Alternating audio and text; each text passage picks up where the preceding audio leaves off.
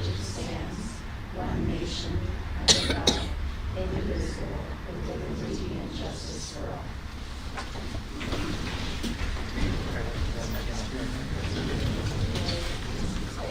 Oh, I can one second. Yeah. And also here's the 8th Street traffic. Thank you, teacher.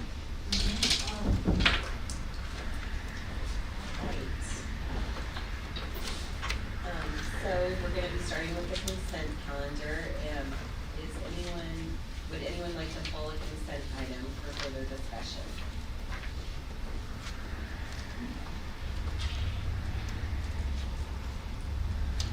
Any board discussion? I guess we don't need to do that. Okay, so we will call for a vote, and see, this is our first vote of the night, so we can start with voting on the consent calendar. We need a motion. Oh, motion, okay. And a second before we do that. Okay, I'm sorry. You're I good. did not know I was doing this. You're good. Go right into it. You got that. I'll motion approval of the consent calendar. Okay. Is there a second? I'll second it. Okay. Okay. We'll start with Letitia. Aye. Aye, Robinson. Aye, Olson. Aye, Hogan.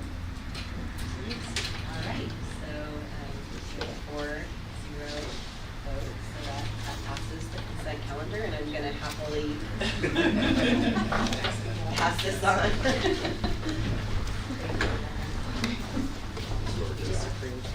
Awesome, thank you so much. I do apologize to everyone for running a little late. Work to work. Okay, are we just into the consent calendar? Yes. Awesome, which means we will move on to item 3.1, which is the main topic today, the board workshop and informational item regarding student achievement data. All right.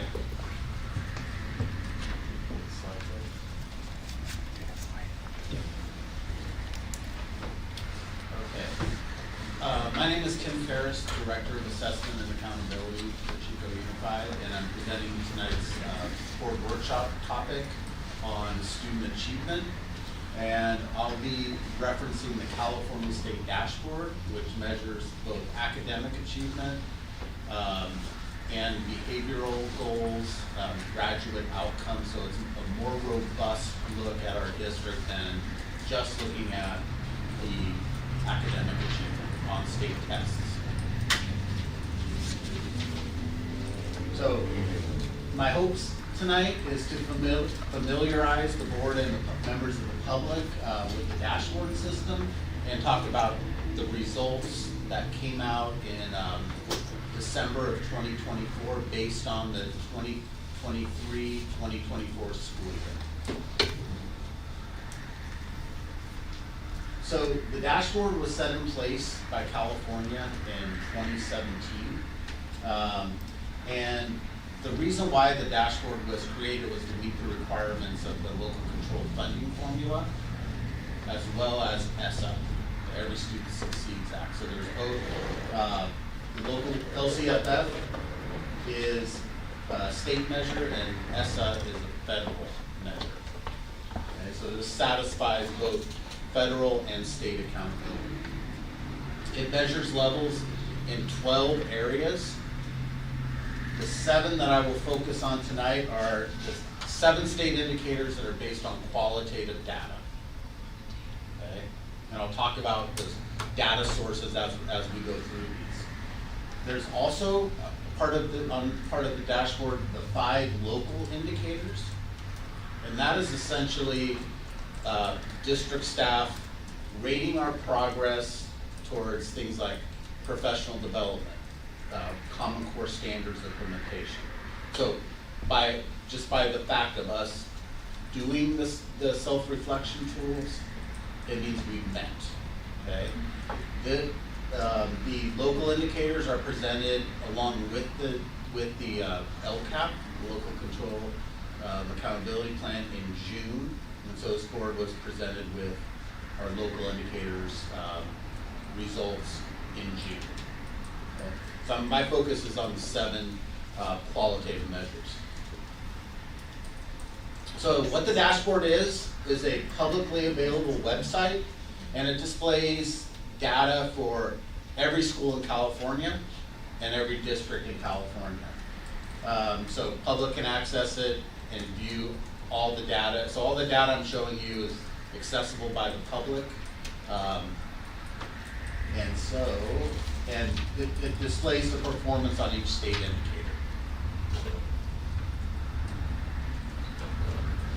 All right, so getting into the qualitative measures I mentioned earlier, you can see local control funding formula priority 4, which is pupil achievement. And that is measured by the Smarter Balance state test that we take every spring in English and math. And the results we'll talk about tonight are from spring of '24. The English Learner Progress Indicator is included here too. And that's based on individual English learner results on the English Language Proficiency Assessments for California, or LPAC.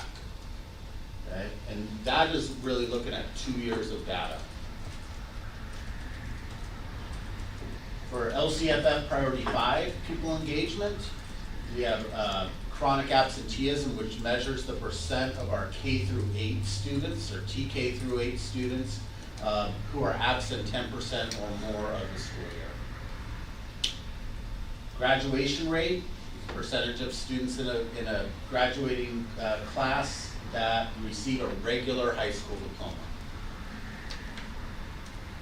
LCFF Priority 1, school climate, that's suspension rate, and that's the percentage of our students that were suspended at least one day in the previous school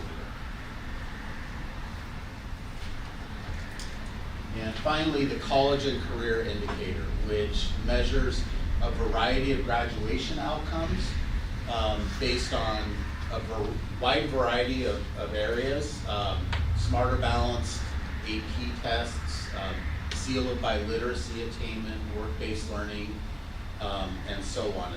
It's a wide range of metrics that the state uses to deem a student college or career ready. Tim, are our special education students' data included in all of this report? They're not singled out? Well, I do single out student group data, including students with disabilities, but they are included, all students are included in the overall looks. Okay, so we use dashboard data in Chico Unified to measure progress towards our LCAP goals.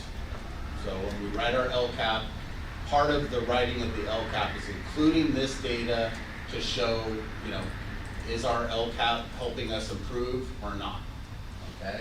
And we also use other data, but dashboard data is kind of the base level of what data is improving. It informs programmatic evaluation, general planning, funding allocations. We use it a lot for grant applications and evaluations. So required reports we need to send to the grantor about how we're doing with the grant. And then this is presented to educational partners during our LCAP meetings that will start, I believe, in about a month. So we'll be with a variety of educational partner groups, and this will be presented in a different way. Any questions so far? Yeah, of course. Number one, all state indicator data used to measure the progress toward goals set in our LCAP. So that means it's scrunched together with the statewide data and not just Chico Unified, what the LEA, we do our own look at our own stuff. We do our own look at our own stuff, and the data that's included in LCAP is all Chico Unified data. Okay, the state data isn't present, but we use dashboard data, and then we'll use locally chosen metrics. So in bullet number 2, where it talks about informs the programmatic evaluation, general planning, and funding allocations, describe for me what goes on that does inform that programmatic evaluation. Okay, so the reality is that programmatic evaluation in academics in particular starts taking place, like for the data we're talking about right now, tonight, that evaluation started taking place in June. When we first got the trickling of our test scores back in the district. And so we look at it in June, we take a more robust look at it in August. Meanwhile, Ed Services is starting a lot of times even before June. If we're getting anecdotal or we have other evidence that something needs to change, we will. Make that change. An example would be the focus that we chose last spring on Tier 1 instructional practices and professional development for our teachers and administrators. And so that's an example of program evaluation. Like we know our teachers need Tier 1 instructional ED. And they've been asking for it. It's our trying to think of different, our overall education department that is taking a look at that. And if they've started before June, they're already talking about new implementation strategies for the following year? Yeah. Okay. Yeah. So that's Like really what we'll do is like we have a testing window, a mid-year testing window Right. coming up later this month. And we'll start looking at that data to look at changes from the previous year and start talking about English and math in particular. So in-service training is part of what is recommended. You know, there's an indication that it was working really well with this, but another area Right. could have taken advantage of greater, Right. that there's enough time between that early June to what we plan in August, September to make those kinds of changes, because Yeah. the contract with CUTA, most of our people are doing their in-services and stuff just as school started, right? But we've had time to take a look at what we need because we started before June with what we Yeah, had. yeah, Okay. we start with the Ed Services staff, and then what happens is, and of course our teacher leaders, our Mhm. MTSS leads, and then past DLC leads, looking at that data, and then we bring it to the admin team in the very, very beginning of August, with, you know, areas of focus that we see the need for.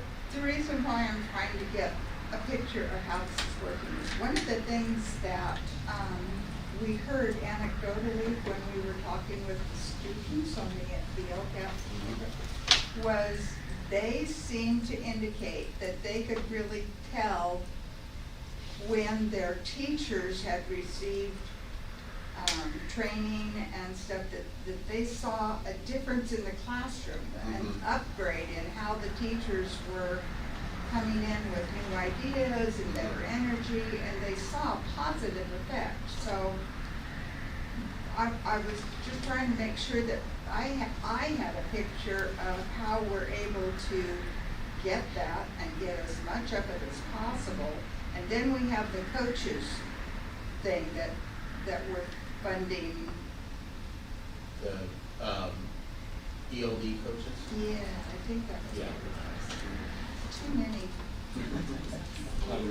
Yes. Yeah, so, on Wednesdays, our secondary, staff has collaboration. Right. And so that is a contractual time that's teacher driven, but we are invited in and department chairs are interested in looking at these results with their staffs as soon as people were back in school. When I looked at the information that we got today on the trailer bills for the budget, even though it's just preliminary stuff, we don't actually pass it. One of the things that I was glad to see was the funding for those coaches that carry support for the in-service that the teachers have got. That funding is still there. Doesn't mean it'll be there in June, but right now it's still there. And that seemed like a good thing, because everything I heard in all three of those meetings with the students is they see the benefit. The students actually talked about noticing when they could tell their teachers have gotten new ideas, fresh stuff, makes the classroom more exciting, you know. Yeah, Okay, we have, I'll shut up now. like you mentioned, anecdotal evidence from the kids. We also just heard some just this afternoon from one of our counselors, and then our feedback surveys at the end of our Tier 1 sessions have been overwhelmingly positive. Possibly the highest I've seen, but it's been well received. So I think you just mentioned what I was gonna ask. So Tier 1 strategies and interventions was a focus, and then is there continued support throughout the year, like through the staff development days there? Yeah, So that it's not just like one and done? one and done. Yeah, we've had the same, a very similar structure, even slide deck, just changed a little bit, and we're allowing, and the same slide deck or similar slide deck from in August, October, January, and now we're in March. That's good. To answer your question, we understand that in order for there to be a change inside the classroom, it has to be a cultural and or individual change. And so we are very intentional in repeating the practices of Tier 1 instructional strategies and making sure that we're constantly doing this. That's how we retain information. Yes. Right? Yeah, repetition is good. All right, thank you. And you said that graduation rates are only for regular diplomas. I assume Yes. that includes alternate ed. Is that considered In a Chico regular? Unified, yeah. And Yep. and independent study, if they graduated with an independent study program Yes. too? Yeah. Okay. Yep. So changes on the 24 dashboard from previous years. Number one, I'll get into colors in a moment, but colors, we have color ratings for the college and career indicator for the first time since I want to say 2019, something like that. Science has been included, the status only, so the actual scores last year is included.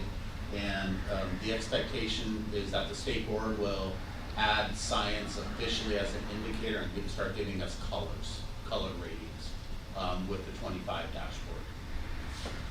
Long-term English learners is a new student group in 2024, so that's English learners that have been in our schools 7 or more years and are still English learners. They have not been reclassified to full English proficient.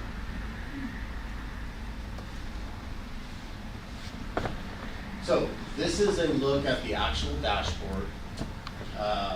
So you can see the 7 indicators that I mentioned with the colors, and then the 5 with just the standard MET. Those are the local indicators. But the colors are kind of just intuitive. Like the very highest is blue, high is green, medium is yellow, low is orange, and very low is red. So you can see chronic absenteeism yellow. And I'll talk about the attendance issues we've had and that we've seen statewide. Suspension rate green, English learner progress orange, graduation rate green, college and career indicator yellow, English language arts yellow, and math So these colors you'll see throughout the rest of the slides, and it just, anytime you see a color, it's just indicating what color a district or a student group got on that metric. Tim, another question from the peanut gallery. Your heading for this says that the levels dictated by combination of status and change. Correct. So if there was a change, that information is part of the calculation For the colors. for the Yep. colors? Okay. Yep. Got it. So, and the way, that's a great question, thank you, I should have said that. The way the colors are arrived on is by looking at the achievement level, or the suspension rate, or the graduation rate. The actual rate, or average distance from standard, and in combination with how much we improved or declined from the previous year. And the way that's done is, this is an example, and then this is English language arts, and how to look at it is, this is the status, and this is the change levels. Okay, so if you are medium status and you go up by 3 points average distance from standards, you're green. Anything less than 3.0 of a 3.0 increase, and you're yellow. So you can see for each one of these statuses, there's 2 colors that are possible based on the change from the previous year. Explain that, please.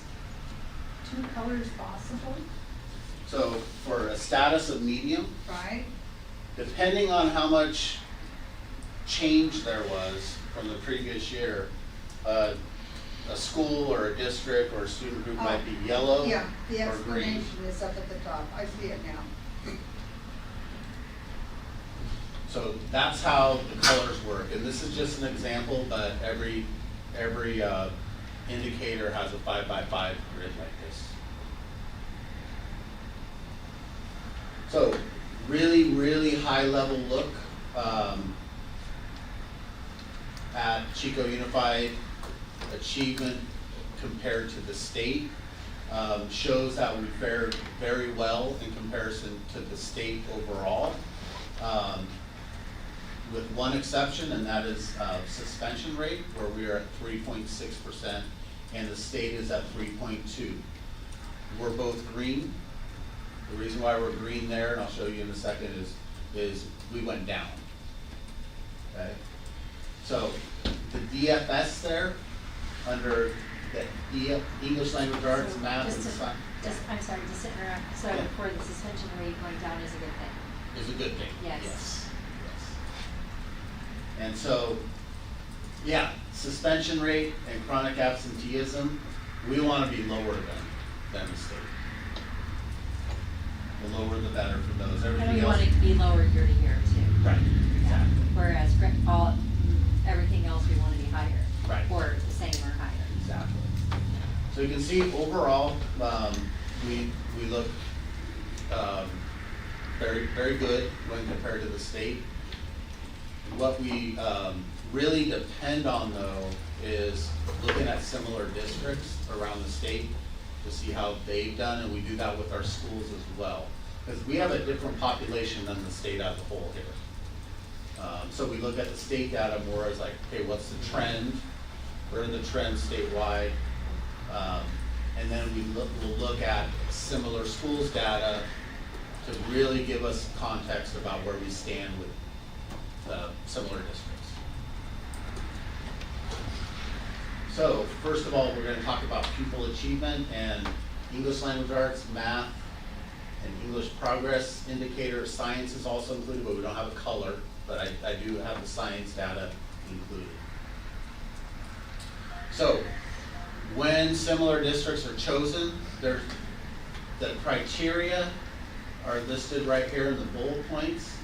And really what it is similar enrollment, similar unduplicated percentage, so that's but similar measure is socioeconomically disadvantaged. Stability rate, so how many of our kids stay with us for an entire year or not. And then the percentage of special education students. So when we look at the similar districts over here on the left, you can see the districts, you can see how many kids. Every slide like this is laid out the same way. You can see Chico Unified here. When we look, what we're looking at is average distance from standard. So here's the 0 is standard, okay?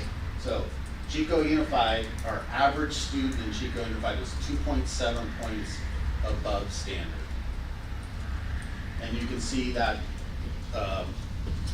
that's at the top of our similar schools. But, which we are happy about being at the top of our similar schools. However, we did decline. This slide is looking at change. And so, if you're on the green line, that means you have no change from the previous year. If you're below it, it means you went down. And if you're to the right of it, it means you went up. So you can see there was an overall decline in the LA for us. So while we, it's good that we're doing great compared to similar schools, we don't want to see that decline.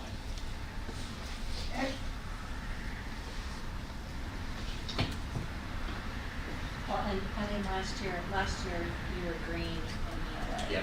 Yep. And there was, it seemed like college and career was also, actually, was that one that you were in blue? There was one that, or was that CTE? No, you know what? We were in blue, but that was Yeah. like the last time we got color. So that was Oh. a while ago. Oh, so Yeah. blue wasn't, oh.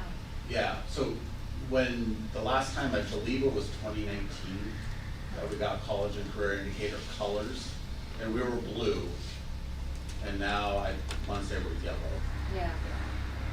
Yeah, I was surprised by that because isn't blue above green? Blue is above green. Yeah, and so Yep. it's like 2 levels that we dropped. Yes. In that. Yes. Whereas ELA dropped 1. Right, and and I'll talk about it more when we get to the college and career indicator. There's changes over the years. Pretty much every year we've had it, it's changed a little bit, but I'll talk about that when we get to those slides. So, student group performance is very important to us. You can see this is status, so it's the same, the red line is standard, below is to the left, and above standard is to the right.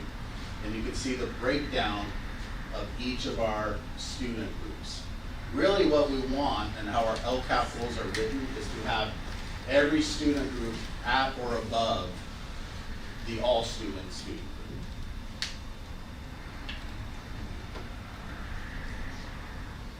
Okay, so student groups get colors too. So you can see green up here, yellow, yellow, yellow. Gray at the very top for our Filipino student group is because there's less than 30 kids. Okay, that are included here. So we just get a number, we don't get a color. So any questions about the student group? All right, so the change. I'm sorry. Good. So these are just the number of students that were tested? Because you have there, I know that from your foster youth, there's more than 33 foster youth Yes. in the school Yeah. district, but 33 of those were tested. Right, and Okay. so I think right now we're at 79, been in the 70s recently. Yeah, that was 33. So this is grades 3, 4, 5, or 3 through 8, and 11 only. So there's a lot of grade levels not accounted for. So that, yeah, you're right. That's not the Chico Unified population. So some standouts here of or actually, we can move on to change. So now we're looking at change, and some standouts that we're very, very happy to see were the ones up here at the top with our American Indian and Alaska Native, foster youth and homeless youth going up, and our foster youth in particular going up very, very high, as well as our American Indian and Alaska Native.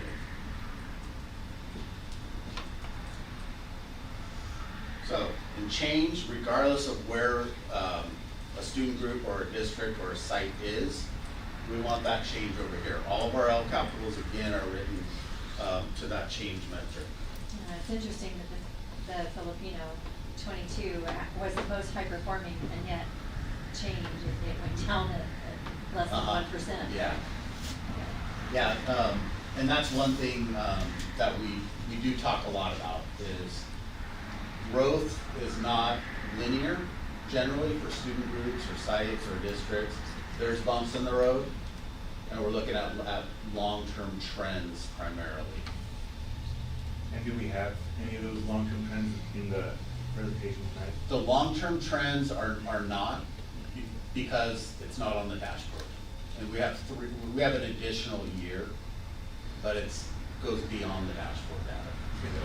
It would be in the future useful to be able to see, Yeah. you know, the last 5 or so years, and see what the actual trend looks like. Yeah, and dashboard is a little tricky. COVID messed up the data world pretty bad. And so like right now, our current English and math test, we've only given 3 times.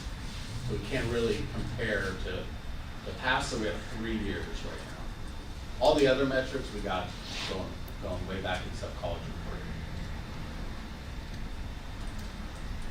Okay, when we talk about successes, first bullet point up there, McManus, Citrus, Chapman, and Hooker Oak showed very significant growth. That's the second year in a row McManus and Citrus have been up there. So they're moving. Chapman was great to see. They were, I believe, red in previous dashboards, and they're moving up. Has Ed Services come to any conclusion as to what things may have gone on at McManus, Citrus, Chapman, and Hooker Oak that led to these changes? I would say highly systematic interventions, academic interventions, and attention to tier 1 instruction. And then all 3 of those schools have like very robust programs to support like social, emotional, and behaviors. And so they're setting the climate and making those changes, and in addition to ramping up their academics. So McManus really was one of the highest growth elementary schools in California last year in ELA. The 2 bullet points at the bottom are talking about students with disabilities improvement, and we see Citrus at 42.6 points growth, and PD at 43.2 points growth. Yeah. And that's a great celebration. One thing I will say is that if we looked at this last year, we'd be talking about Shasta and Parkview. It's like every school over time has had their moments where something they do sticks out. And so we may see different schools up there next year, because that's a really high level of change to maintain. Concerns is that overall we decreased. Both comprehensive high schools, while receiving a green rating, decreased. Participation rates can affect this distance from standard measure. Okay. So student groups that are more likely to be absent are more likely to be penalized on the dashboard for lack of participation in CAS. So an example of that is our foster youth. We were in red for students with disabilities, English learners, and long-term English learners. And we saw 16 of our 22 schools decline.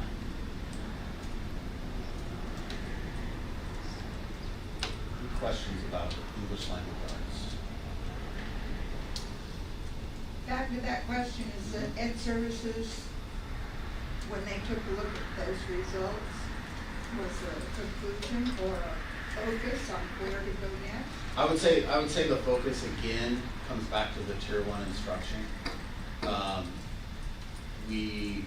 We have seen in interventions, systematic interventions, like at the elementary level.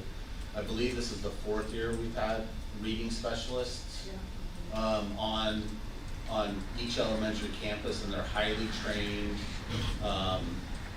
and a huge part of the intervention teams and options for kids at all those sites. Wouldn't the fact that even with the tier 1 stuff, we saw a decline, wouldn't that be a red flag of some sort? I would say the tier 1 professional development that we've all referred to is taking place this year. Okay, we touched on it in recent years, but this year that's what we're doing. Not entirely all we're doing, but that's 90% of it. So on the CAS, but no, I know it breaks it down further, were there, when I'm looking at the 16 and 22 CUSD schools decrease overall, but were there areas in the CAS that you know of that were like, that Chico's students scored lower in than in others in ELA? Like an ELA, listening is something that's been a topic of conversation for years. I was just over at PV today, and they're talking about, our English department tackled listening last year, and they were disappointed. It didn't raise scores more than it did. But we've talked about this before with the board of, when you implement a change, there's some changes that are, if you're lucky, you see the benefits right away. But for the most part, you're looking at 3+ years to really get into the system and start changing things substantially. And in ELA, there's listening, reading comprehension. There's reading, listening,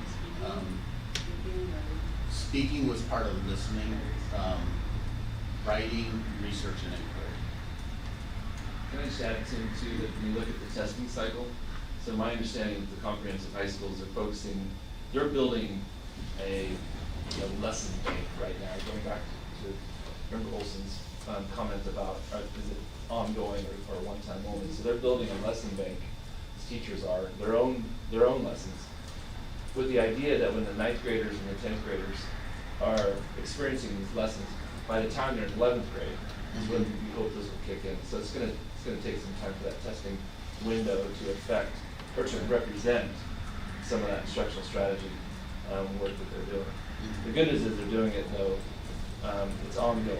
I facilitated one of those tier 1 workshops the last 2 district-wide staff development days, and when I say facilitate, it's literally just making sure that they know where to go in the slide deck, and then they're creating the lessons based on their own instructional strategy. So it's really compelling work. But it's not going to be judged until the 11th grade year, because that's when the test is. Right. Just gonna share a thought that I have in my head.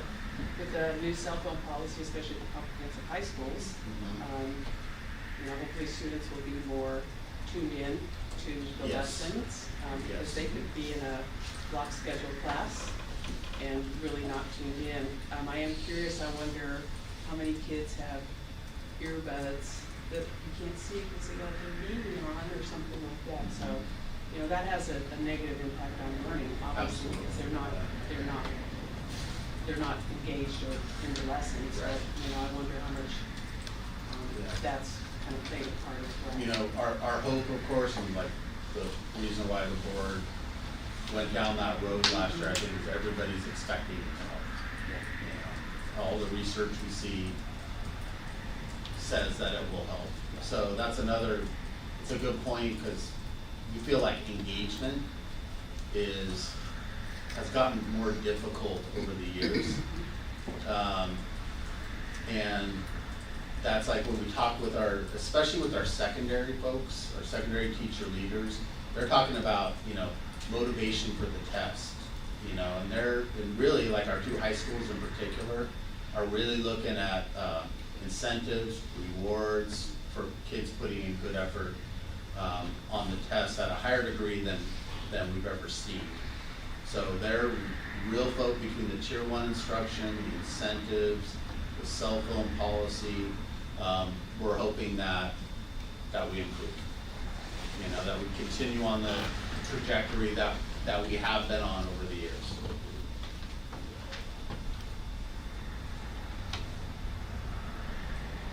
Okay, moving into math. You can see this is similar districts again, and you can see Chico Unified second from the top out of 6. You'll notice that all of these districts are below standard. Okay, and that is the pattern that we've seen in the state ever since the Smarter Balance Test came about, is that math scores are significantly lower than ELA. And it's like that statewide. You can see the math change. You can see while we're up near the top with our similar schools, we don't like seeing that change. One of the pieces, we were just talking about the high schools with ELA, but one of the things that happened at Chico High last year is they changed the way they're approaching testing and the scheduling of it. Like they're required to test 11th graders only. But in math, kids, in any one course, integrated math 3, there could be kids in 3 grade levels, or 3 grade levels probably. And so what they're doing is testing those 11th graders in their regular math class. They're testing those 11th graders on the real Smarter Balance, and they're giving their, say, 9th or 10th graders, in the same room, they're taking an interim assessment. So they're getting exposure to the test, the teacher's getting information on how they're doing. But that's another thing, we won't see the benefits of that for our last year's 9th graders until next year, until 26. So there's a bit of a lag. We hope to see some improvement this year. I'll say in addition, like one of the very recent changes at the high school in math was the criteria for passing kids to the next course. Because what we were finding is that kids were taking this math test in 11th grade and they hadn't been exposed to all the content because of they were taking lower level courses. And so moving kids through the courses and providing them an extra period of support is something that's been put in place. But again, it's going to take a couple years to fully see the benefits of that. But both of those we're very hopeful will help math.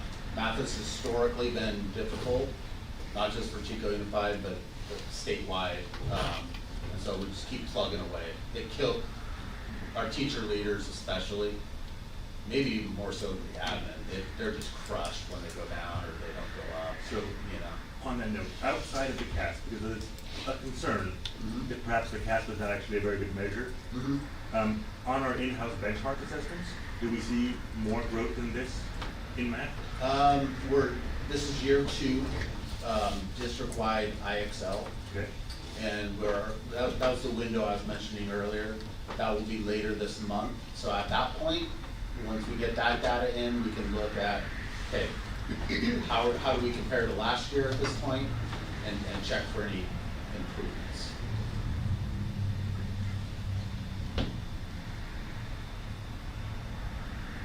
Okay, when we look at the status by student group, you see a similar look, as we saw with the districts.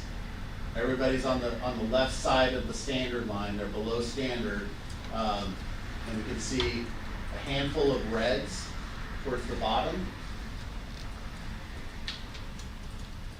and we can see really only 4 student groups above the all-student student group.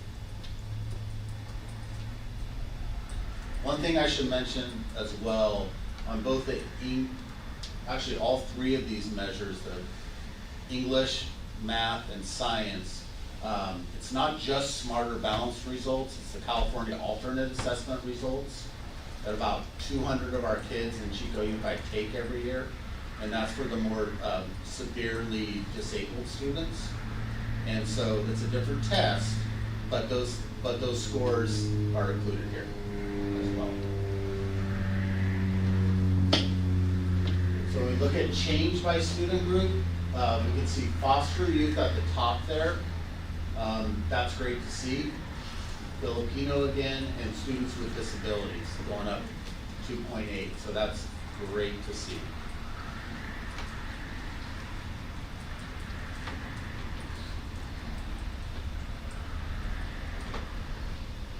So successes in math that we saw.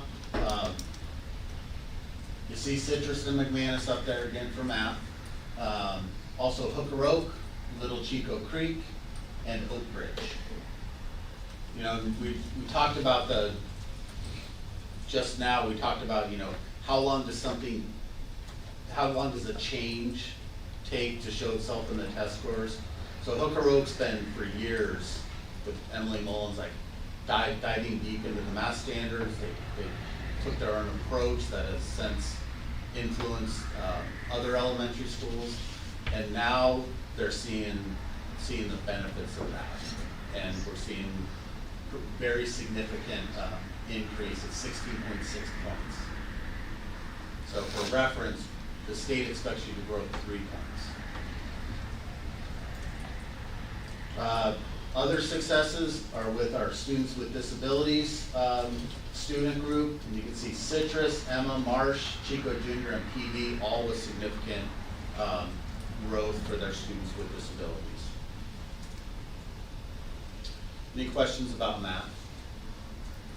Sort of along the same lines of what we already talked about, but I hear we're really doing a focus on Tier 1 instruction, which is great. I hope and would love to hear more about how the leaders and teacher leaders at these schools are doing well are guiding that instruction, right? If we have groups that are doing this well, I really want to know what the mechanisms are for making sure that success is replicated. Because I heard you talking about how the stuff that Hooker Oak is kind of bleeding into other schools. Yeah. Do we have a method to encourage that? Yes, we've actually started a couple of years ago with a new scope and sequence that was put in place for math. Last year, the math growth was very different than this. It looked great for elementary in particular. And so we initially saw growth, and maybe it was that scope and sequence, but like we've been saying, sometimes it takes years. But we intend to keep building on that, and as the frameworks have come out, both elementary and secondary are diving into the frameworks. And then at the secondary level, we're looking at a curriculum adoption in the very near future to kind of hopefully better address these skills. So in reference, the state will provide its list of approved adopted math curriculum in November. So next year, so then we'll be looking at that as well.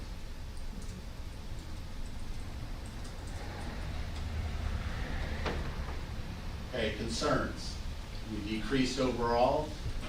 Both comprehensive high schools went down. 16 again, 22 sites decreased. And then we had a number of student groups in the red.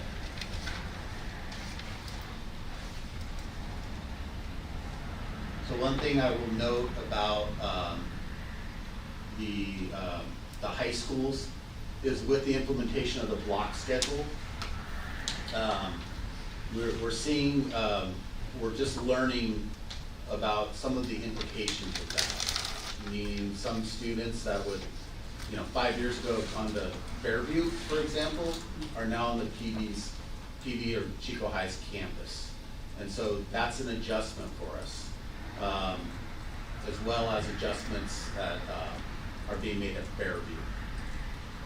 to make sure I'm understanding this correctly, the students with disabilities, they're taking a different test that's more matched to their ability level? Not, yes, but not all the students with disabilities. So this would be our, typically our, I'm going blank on ESN. Yeah, used to be called mod severe. Those would be the kids that would. So like the Extensive. students with disabilities, that could include anyone from, like a student who has ADHD with a 504 plan to. Well, 504 plans aren't included here. Okay.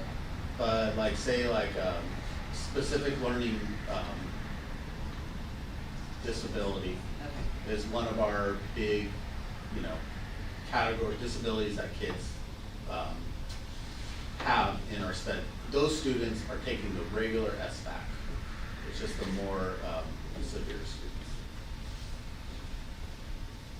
Well, and I think also the math these days has a lot of reading involved. Yes. And if you're an English learner, you have a disability, you miss school a lot, those reading skills are probably not up to par, and so the math test is really good as well.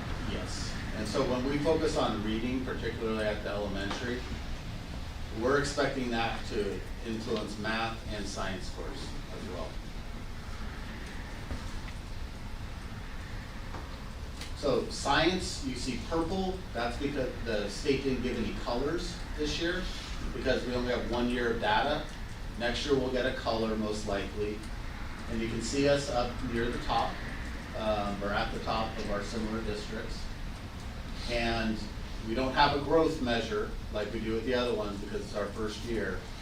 But we do have a student group breakdown here. This test is taken in 5th, 8th, and 11th only in Chico Unified. There's been a lot of adjustments, particularly at the recent adjustments at the high school level with the course sequence that students go through. Both science departments as well as science departments at the junior high level have requested and received training on support for this test and the makeup of this test. So they're very engaged in what they're doing. And so we hope to see, hopefully blue next year. We'll see.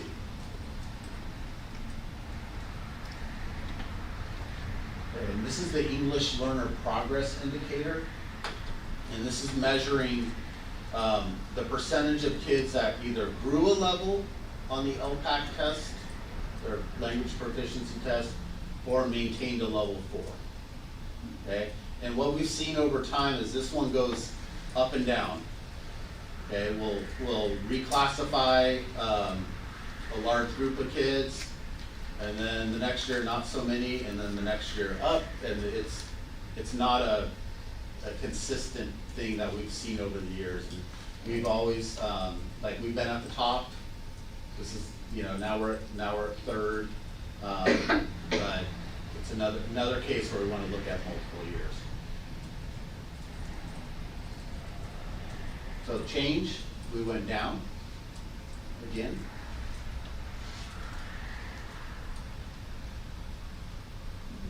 And there's no student group data for this because the state does not provide it. All the students that take this test are just called English learners by the state. Okay, just like with the Smarter Balance and the CAS test, the science test, these metrics. So this includes the alternate LPAC taken by the same students that would take the California alternate assessment for the other academic areas. And this includes students with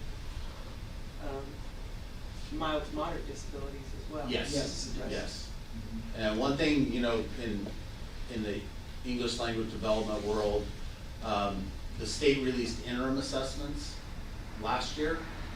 And so our ELD coaches are diving in. Across the elementary, we have mandated interims to give these kids practice and to give teachers information before they go into the LPAC, like starting actually anytime now.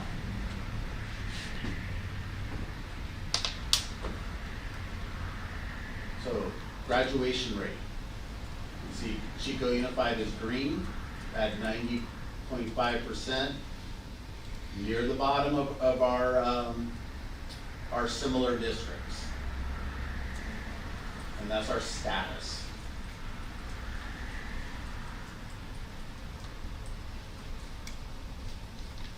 You can see that we declined 0.8 percentage points from the previous year.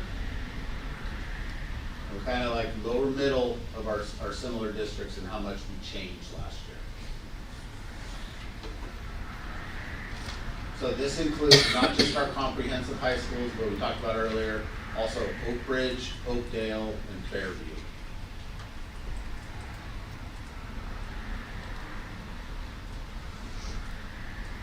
So this is graduation status, and you can just, this is just the percent of students.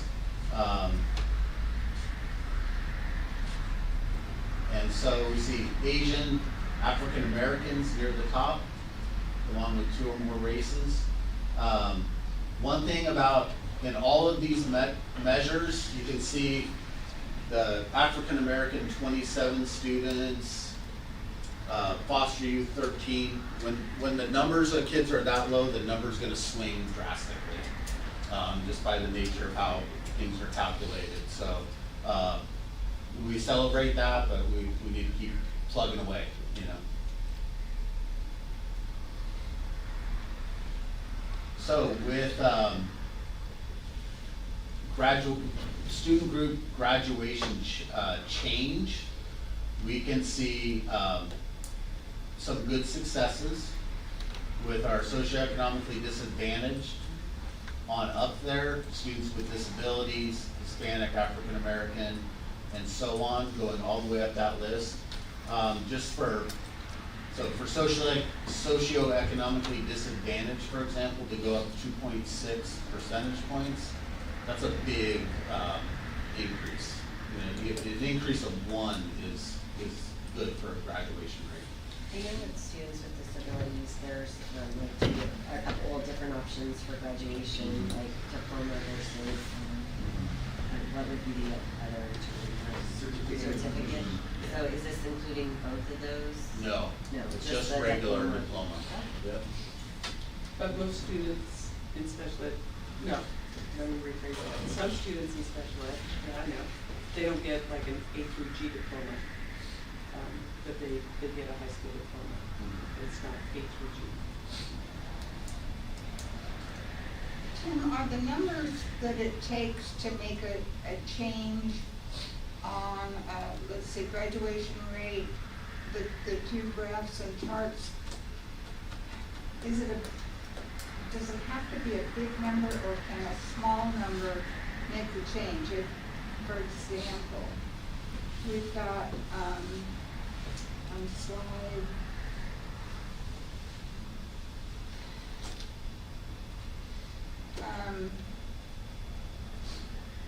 you've got all students at 1,053, socioeconomically disadvantaged 861, and their percentages are very similar. So because those numbers that they're pulling from are very similar, is it okay to assume that it was now I'm talking myself out of the next thing, because the students with disabilities is a smaller number.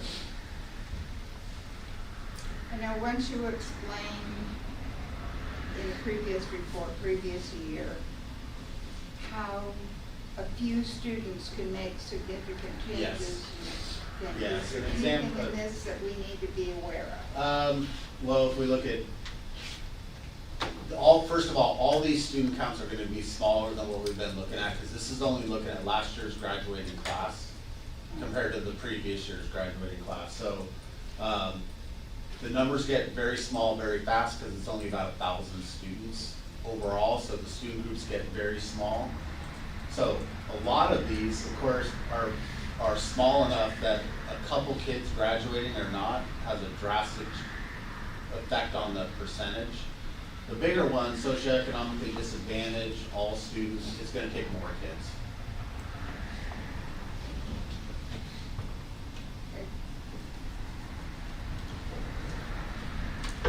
So chronic absenteeism has been a major concern for us and across the state since we came back from COVID years ago now. And the state as a whole hasn't quite recovered back to pre-COVID levels, and neither have we. Like we would expect prior to COVID for that number, 15.9% to be around 8 or 9. And so we're still high, we're dropping, and we dropped more significantly to 2 years prior to this, but we are, show you, we're still dropping, okay? So we want to keep seeing that go down. For learning, you know, kids that aren't in school aren't going to learn as much, and also for financial reasons. We don't get funded on chronic absenteeism, but we do on average daily attendance, and there is correlation obviously between the two. And this is K-8 only again. So. K-8 only? Yeah. Well, TK to 8. TK to 8, yeah. Right. Why the state did that, I'm not sure. Yeah, because our upper grades are where our chronic absenteeism really can't hit us. Okay. All right, so this is status for each student group.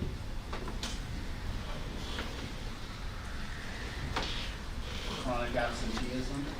So you can see down at the bottom, homeless, African American are the bigger ones towards the bottom.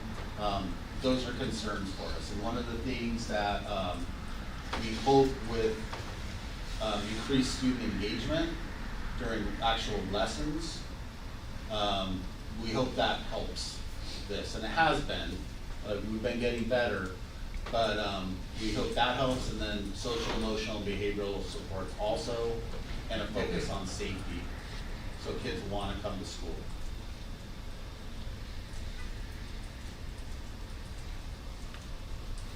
Okay, we see the change. We're happy to see foster youth near the top, declining 17.6 percentage points. So you can see some pretty big declines there at the top of some of our more sensitive student groups, including homeless youth.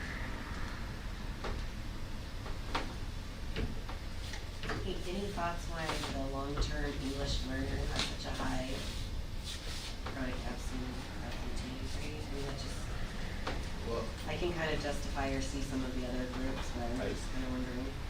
I think part of that engagement is feeling successful at school. And I would guess that a student hasn't developed their English well enough to be reclassified at this point would be feeling less successful. That's what I would guess. Or maybe some lack of communication with the parents even, or? That's always possible, but our targeted case managers are very, very, very good about those contacts, and our attendance staff. I was just gonna say. I'm gonna, sorry. What I also wanted to share is that within the LTEL population, we also have a group of students who during Christmas time, and who are winter break, they're gone They get for extended leave. correct. Yeah. Yes, and that does have an effect on that. That makes sense. I would think that it also makes a difference that you're only looking at TK through 8. And, you know, if you have somebody that, if your class somebody is at it 7 years, so most of these kids would, I mean, TK's only been around for 2 years, but I mean, if you're a English learner and you're still struggling after 7 years of being in school, you're starting to make meanings about yourself and your abilities, and, you know, there is that sense of just needs of futility and, why bother, kind of thing. So I think it's really, I say this from my shoes of being a 9th grade reading teacher. You know, kids, when if kids are coming into high school and they're not reading well, you know, they make meanings that, well, I just don't. And, you know, that it's a huge push to convince them that that's not so, that they have, you know, they can improve and really do that. But it's tough.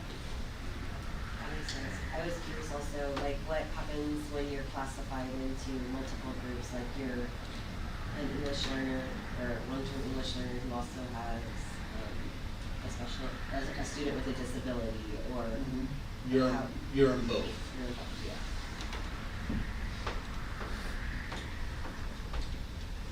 I'm curious, do you see, in your long-term English learners, do you get a breakdown of, you know, their ethnicity? Or is it just you're a long-term English learner? The term long, obviously it applies to multiple ethnicities and backgrounds.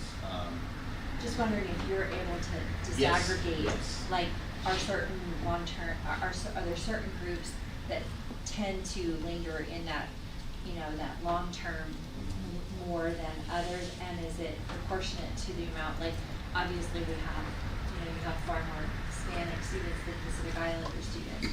Do you see a proportionality that, you know, one would assume with 2,675 Hispanic students that you would have more of those being long-term English learners than Pacific Islanders, just out of the Right. raw numbers, Yeah. not ability, but just number-wise. Yeah, and I have not run that. Certainly, we have the data. Oh, that- okay, that I didn't would know run if that. the state gave you that data, that's what I'm asking. Well, yeah, but there's a lot of work to do to decipher it. But that lends itself to a really interesting question, is that if there are, you know, a manageable group of students who are showing poorly in, you know, absenteeism and English and math, and they're in multiple of these categories, can we identify who these students are, if such a group exists?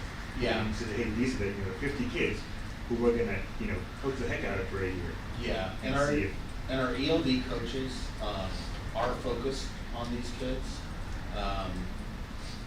But we've seen, like, you've noticed, long-term English learners in all these measures are near the bottom. And so we do see that carry over. But have we identified, or is there a work in progress to identify groups of those students who? I can answer that question. So, the answer, yes. Specifically within the LTs, there is a quantity, I won't say high, but there's a quantity of LTELs who also have IEPs. And the state did not give out guidelines until last year on the reclassification process. So that is currently in discussion and implementation of this process to be able to redesignate our students that have IEPs out of LTELs.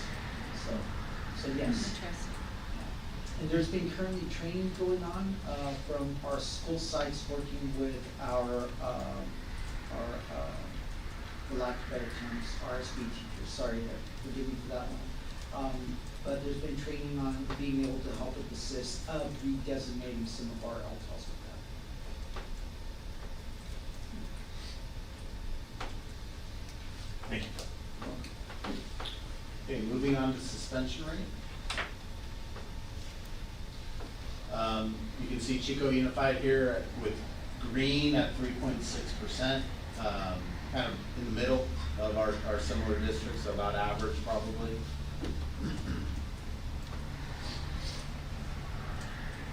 We went down 0.7 points last year. And while we anecdotally hear an increase of kind of severe behaviors, and we see the severity of the behaviors that are going on, we have implemented last year, the entire year, just about at the junior high level. We're calling it, it's basically an alternative to suspension where the kids stay on the site. And Pedro was implemented that last year at the junior high level, and not sure where we stand at the high school level. We started it this year also at the high school level. So again, it's good to see a negative here. It's good to see a negative, yeah.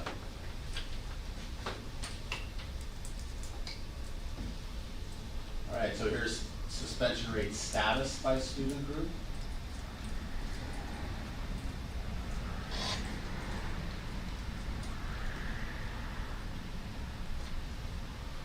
And change. So you can see, really what we're hoping is the folks at the bottom here of status that have a higher suspension rate are at the top of the change. And we do see that here with African American homeless and foster near the top going down pretty significantly. So that's good to see.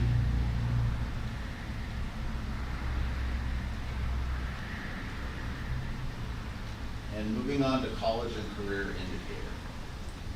So what this metric is I mentioned it a little bit earlier, it's a metric that measures what the state deems to be, what percentage of our kids the state deems to be college and career ready. So an example of one of these metrics is I'm a CTE completer and I got a 3 and a 2 on the Smarter Balance test. Okay, can't just be a CTE completer. You can't just get a 3 or a 2, but if you do both, you're deemed college and career ready. Okay. Seal of Biliteracy is another one.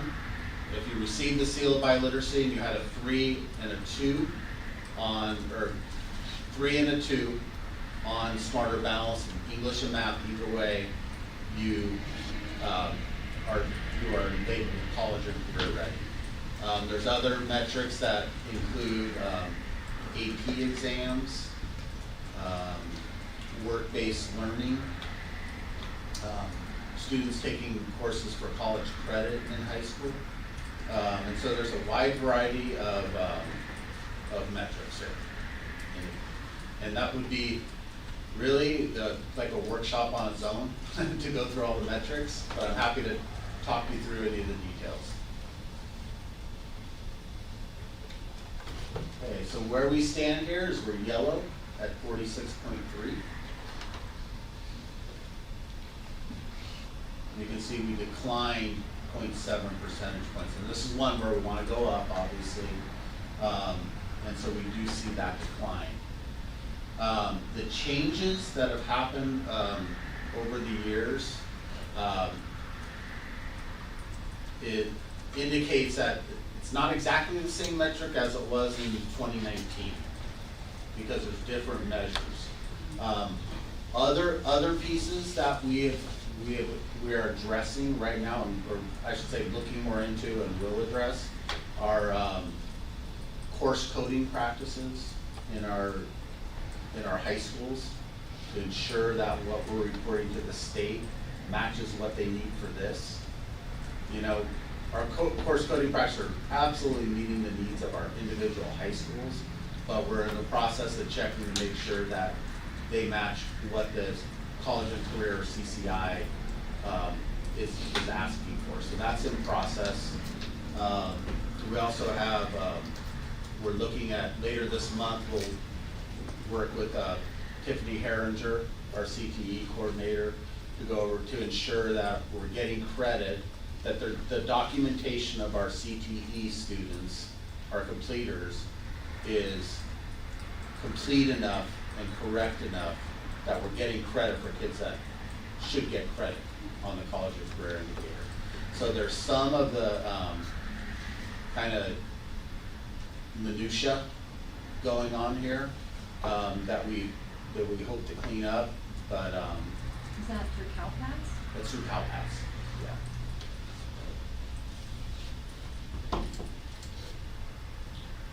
So you see the student group status here.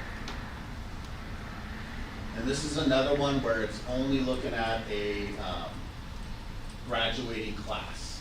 So it's gonna be, the groups are gonna be smaller and fluctuate more than other metrics. And we can see the change from the previous year. We do see successes with foster youth, African American, although they're small numbers and swing quickly. Socioeconomically disadvantaged, 851 kids, and they increased almost 10 percentage points. So that's a big success for us.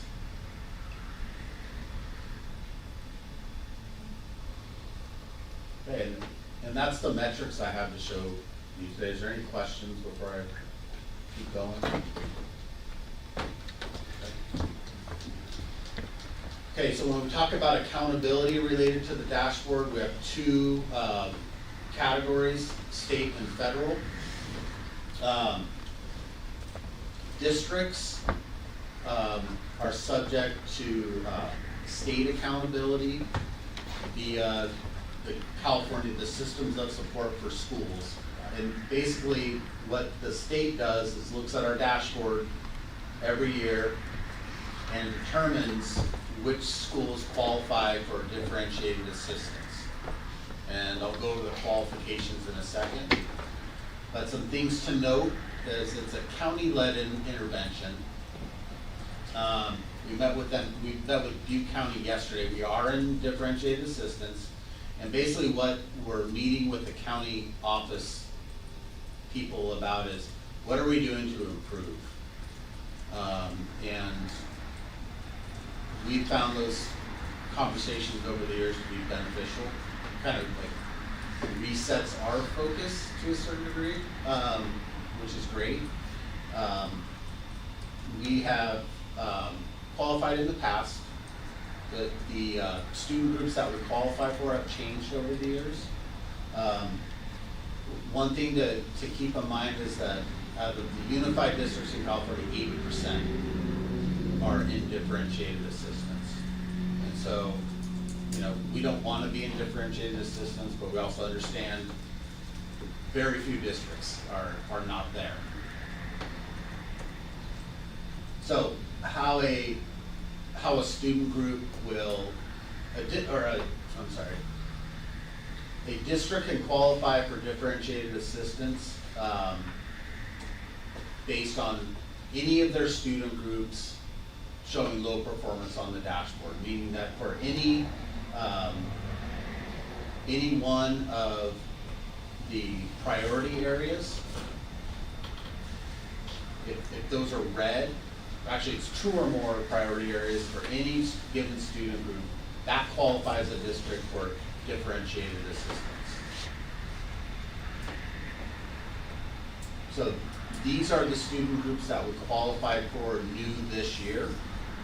And that's students with disabilities based on the college and career indicator and math and English language arts, and long-term English learners for all indicators except suspension rate.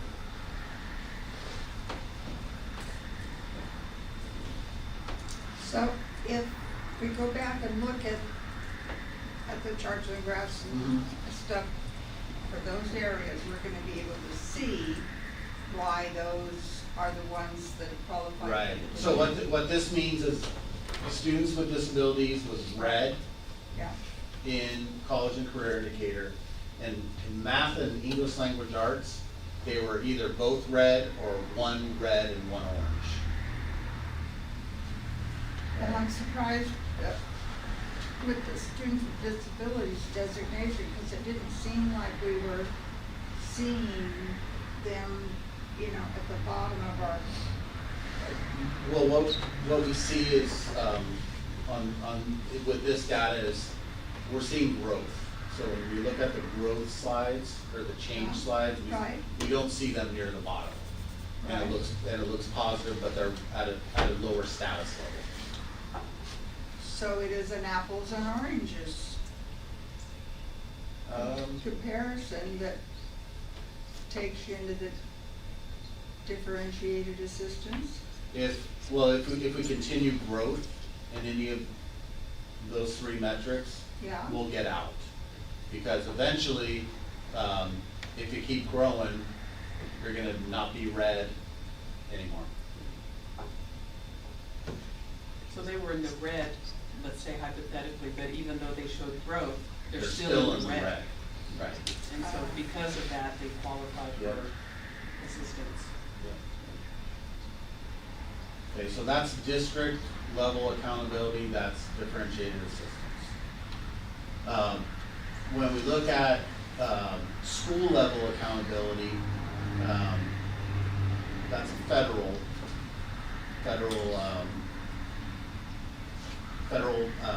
accountability. Schools can qualify for one of two, in this school year, schools can qualify for one of two designations, comprehensive support and improvement, you'll hear us say CSI, or additional targeted support and improvement and ATSI. Okay, so both designations require that each individual site to write into their SIPSA, their single plan for student achievement, a plan. And that's evident in our SIPSAs that will be coming to you later this year. So for CSI, schools do get additional funding. Okay? And all the criteria are based on the all students student group. Okay, so CSI is not looking at individual student groups, just how did your all student group do? And it's the same rule. If you have two priorities that are red, you fall under CSI at the site level. So the qualification can be based on, the official qualifications is low graduation rate or not less than the lowest performing 5% of Title I funded schools. So this is Title I schools only. We currently have only 3 of our sites that are not Title I, moving forward into next year. So almost all of our schools could qualify for this. And so these are the federal, Department of Education told the state, how are you gonna figure out your lowest 5%? And what California came out with was looking at the indicators for the all student group and looking for reds in 2 priority areas.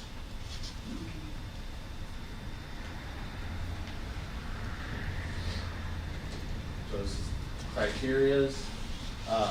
We did have some exits this year. Academy for Change and Oak Ridge both exited CSI, and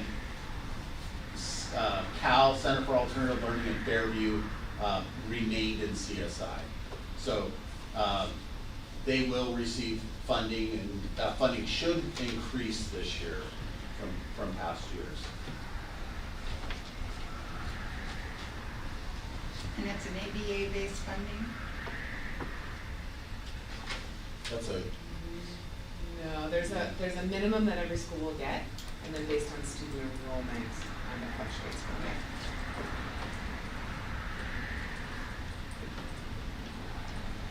Okay, for ATSI. ATSI looks at all student groups.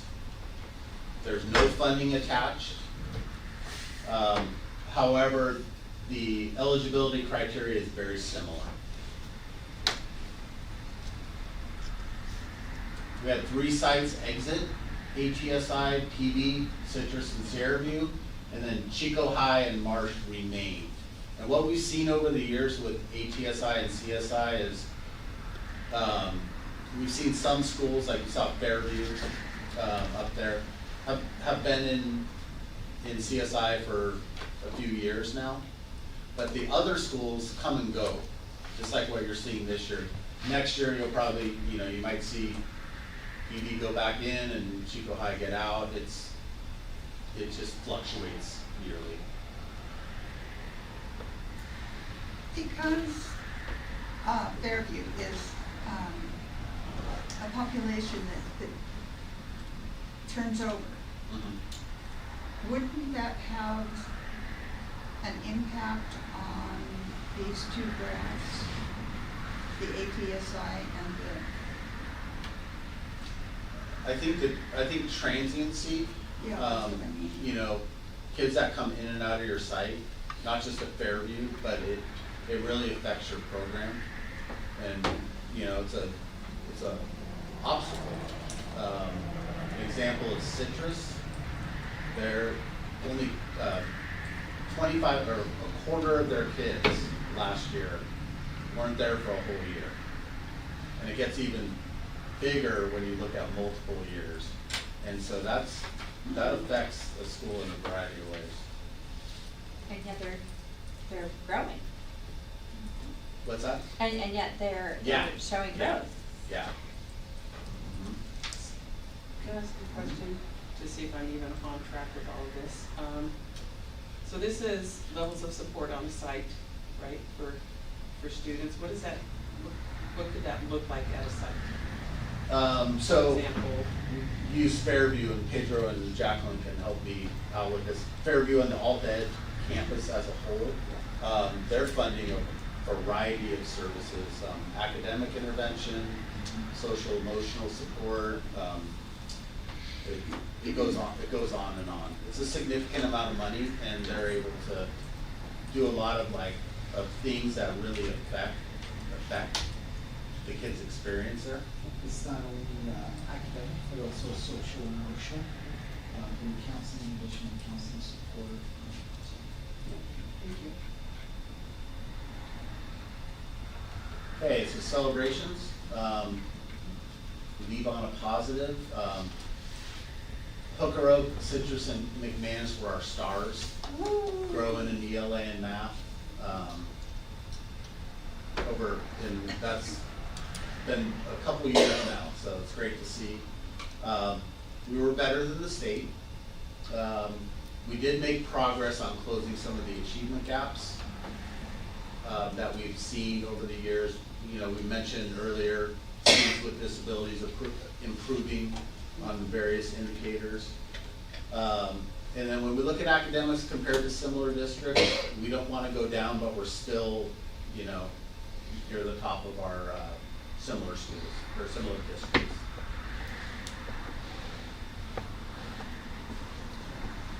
Any questions? I do want to just go quick remind everybody that while this is an information-only item, so we can't take action, if you see things here that provoke your interest, talk to staff, and then you know, potentially fill out the request to agendize form. I think there's a lot of stuff here we can take action on. Come back and have more in-depth discussion on particular topics. Yeah, I'm also happy to meet with anybody that wants to take a deeper look into any of this. Thank you. Yeah, thank you very much, Jim. Appreciate it. Tim,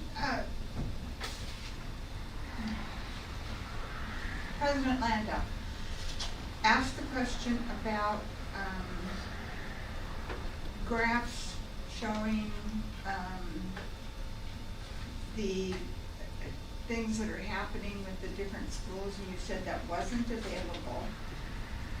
Is it ever going to be available where we can look at charting schools that are always being successful or not? So you're looking like multi-year. You're looking at adding that third year. Yeah. Yeah, that's available.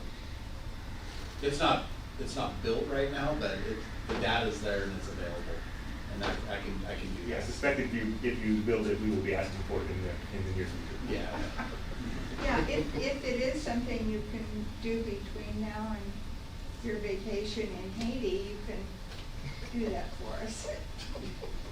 I get to go on vacation in Haiti. There's a lot of stuff happening in Haiti. It's so in need of a lot of stuff happening. Any other questions for Tim and Beth looking on this, you guys? Yeah, okay, lots to chew on. Thank you very much. Appreciate it. All right. We're going to move on to item 4.11. That is a look at some of the charter school Measure K providers requests. Yes, and I'm gonna cover this one for Julie this evening. So there was a Measure K Charter Facility Subcommittee meeting at the end of January. 3 projects were brought forth from 3 different charter schools. So Inspire, Nord, and Wildflower. The committee did approve all 3 and are bringing it forth as a recommendation to this board this evening for approval. So Inspire is asking for $350,000 for their planning funds in order to get them relocated out on Canyon View. Nord is asking for $171,000 for some fencing and an ADA sidewalk for a much safer drop-off and pickup up front. And Wildflower is asking for just about $30,000 for a new playground and swimming for their location as well. I motion that we approve. I mean, it's okay, please, I didn't ask for public comment on the previous item. I'm so sorry, I just realized that. So I'm going to back up for a second. Is there any public comment about the CASP data? I'm so sorry. And then, seeing none, is there any public comment about Measure K stuff? And do we have any, want to talk, any other questions of clarification on Measure K? In that case, oh, go, please. No, I pushed all the wrong buttons. I'm sorry, Erica. I've been in training. I'm failing miserably. The planning funds for Inspire, is that, I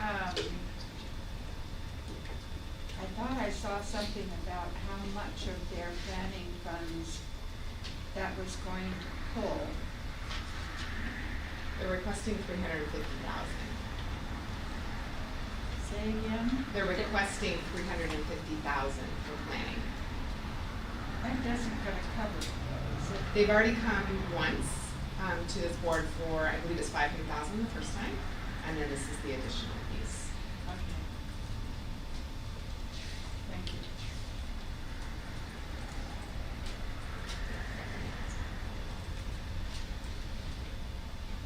And does it give us how much is left after they get this Measure K money in their account? Yes, I don't have the PDF number, but after, assuming the board approves this planning money for $350,000, that will still leave them just over $1.1 million in Measure K. Now I'm done. Okay, well, I had sort of an aside. I'm looking at the attached documents. The item for Nord, for some reason, has an email attached that involves some of the words for view. Are they involved in the work at Nord? So that has to do with, Jenna is kind of the secretary for the subcommittee, charter subcommittee. Gotcha. So she was requesting information in order to be able to put it on their agenda that happened at the end of January. That's how the purview piece was in. Just want to make sure we're missing a piece. Thank you.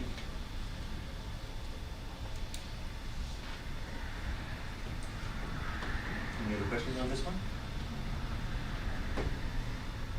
Get out of Keisha's way this time, I'm sorry. Motion to approve. I'll second that motion. Any debate or further discussion? Seeing none, was consent unanimous? Awesome, thanks so much. In that case, all those in favor, please signify by saying aye. Aye. Any nays? It's unanimous. Thank you very much. And we will move on to 412, which is an update from Jacqueline on Measure C. Yeah, Measure C, really exciting. We're not wasting any time. Voters passed it in November, and we are already meeting with the 3 elementary schools that will be complete rebuilds moving forward. So Rosedale, Chapman, and Parkview. So those meetings are occurring right now with constituency groups and our architects to talk about what those schools look like. So part of the process of moving forward with that is obtaining the cash. So the way the bond system works is based on property tax value or assessed value of the land within geographic boundaries of Chico Unified. So unfortunately, we can't just get a check for $239 million and rock and roll. So what we have to do is we have to issue it kind of in thirds, basically, and allow the property values to increase so that we can have greater bonding capacity to go forward. So at this point in time, we're looking to secure $80 million this spring, and then every 2 years get the following money. So another $80 million, and then the final $79 million. We only get property tax assessed value from the county once a year. So every year we reevaluate. So certainly if there's a growth year that allows us to get the money earlier, we will capitalize on that. But what that does mean is that we can only construct as fast as we can get the money. So we were hoping that all 3 elementaries would be able to go at the same time or within a couple months of each other.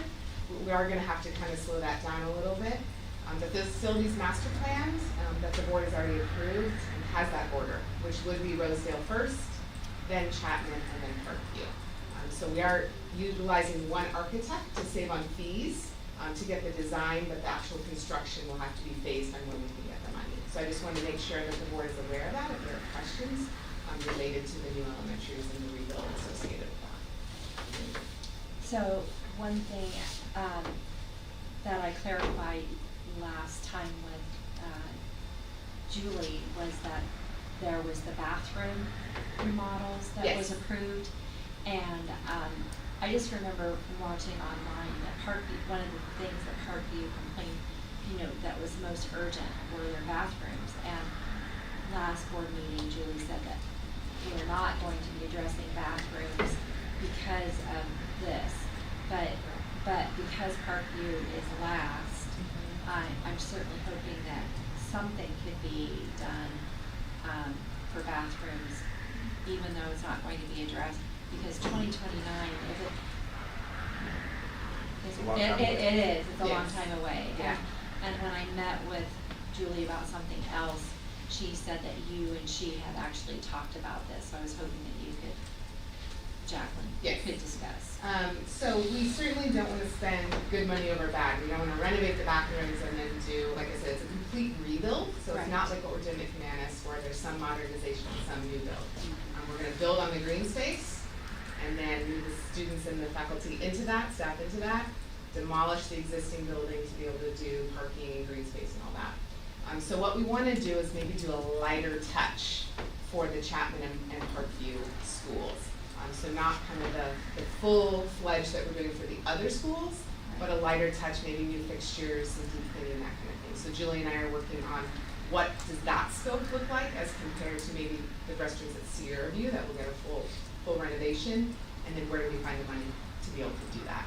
We certainly don't want to do a complete overhaul and then demolish the building. But I understand your point of that's many years away, and in the meantime, we have students and staff utilizing those facilities. I don't know how long ago that I saw it online, but it's been a while that they've been saying that's an issue. So do you know roughly when we might hear about the result of those conversations you're having with Julie?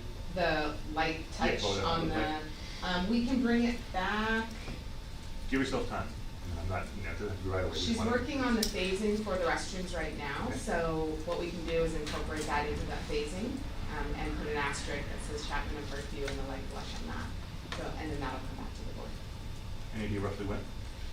Late spring would be my guess. Is that gonna work? Okay, thank you very much. Mhm. All right. Any other questions regarding Measure C right now? And this is an informational only item. Is there any public comment regarding this item? I don't see it, I'm gonna move this along if anybody else has anything they want to say, going once, going twice. We are on to item 5.1. This is board members' request to agendize items. Our first item up. Do we have any?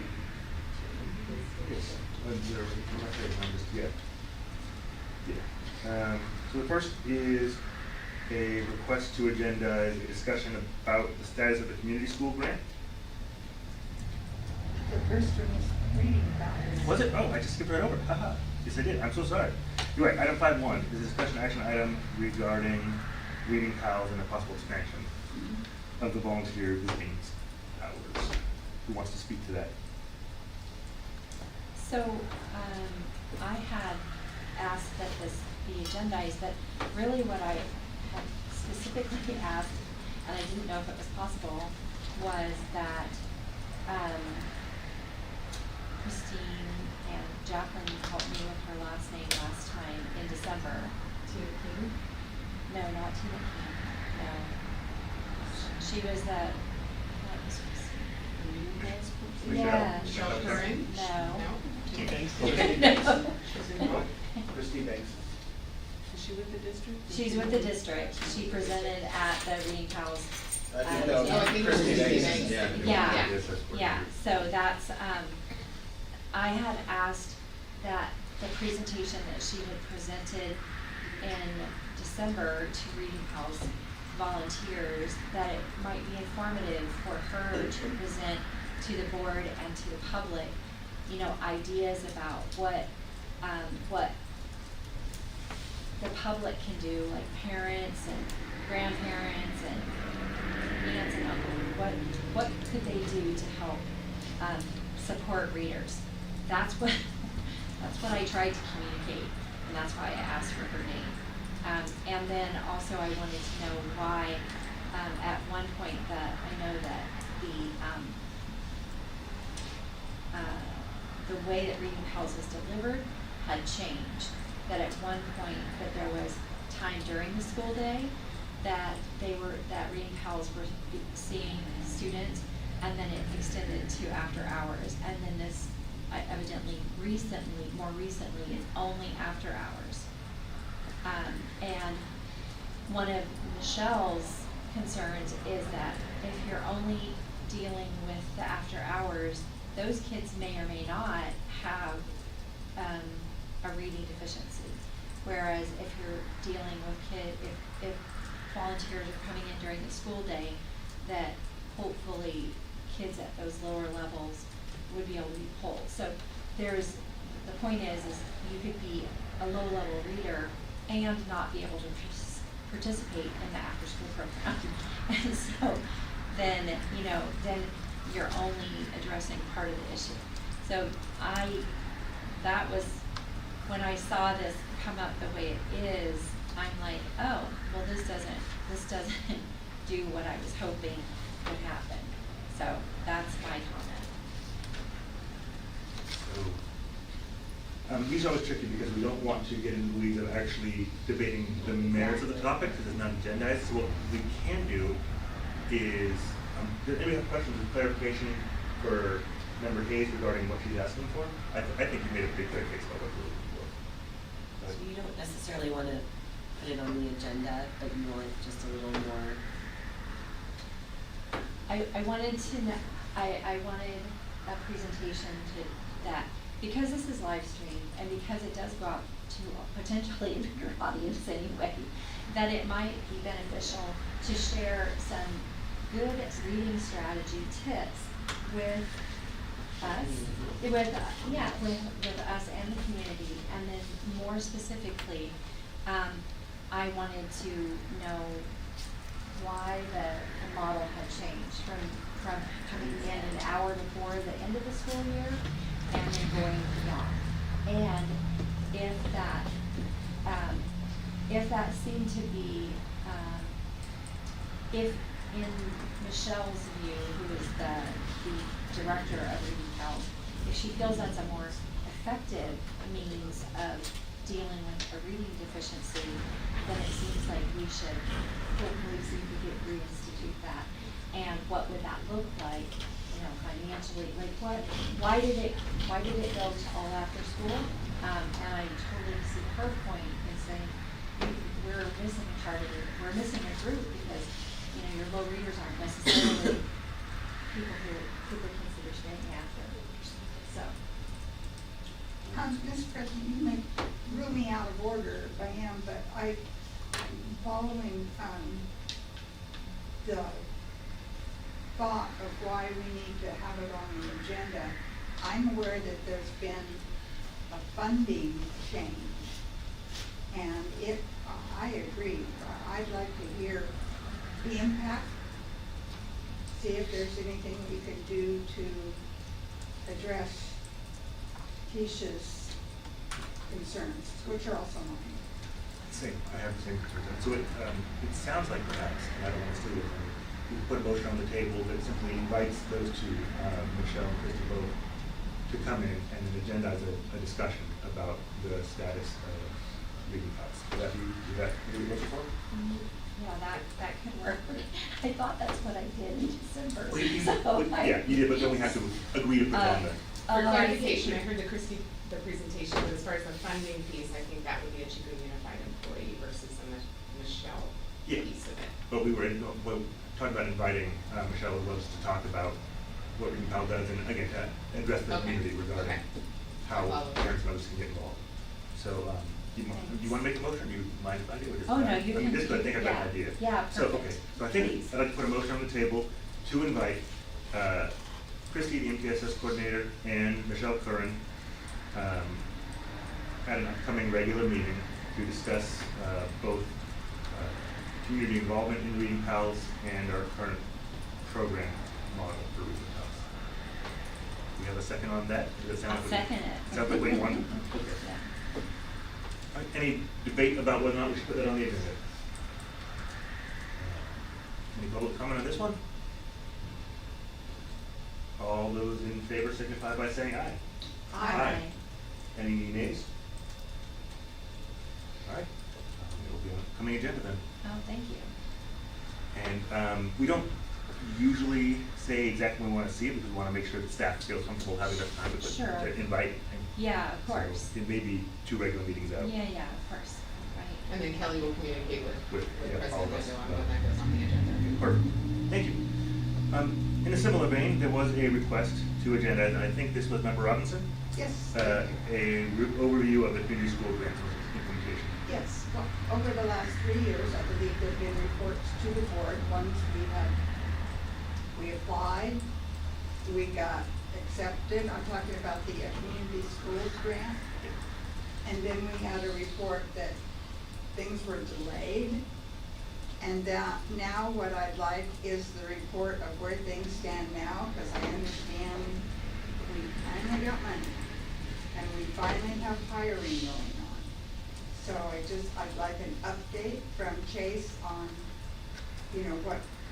what's happening with the community schools grant implementation. Because we're in a 3-year window, and I don't know when that window started. That's my request. Okay, any questions for clarification of what Member Robinson is asking for? You want to put that in form of a motion then? I guess I should say, is there any public comment on this one? Okay, sorry, go. Okay, yes, my request is just what I put there as an update from Chase on the status of the implementation of the community schools grant now that we got the money and we're moving forward. I want to know what's going on. Is that pretty clear to staff? I'll second that then. Any debate on this one? All right, all those in favor signify by saying aye. Aye. Any against? All right, it's unanimous. And I do believe that is the last item on our agenda. Is there a motion for adjournment? Yes. Seconded. Anybody opposed to adjourning? All right, we'll call it unanimous then. Thanks, guys. And again, I apologize for being late. Happy birthday.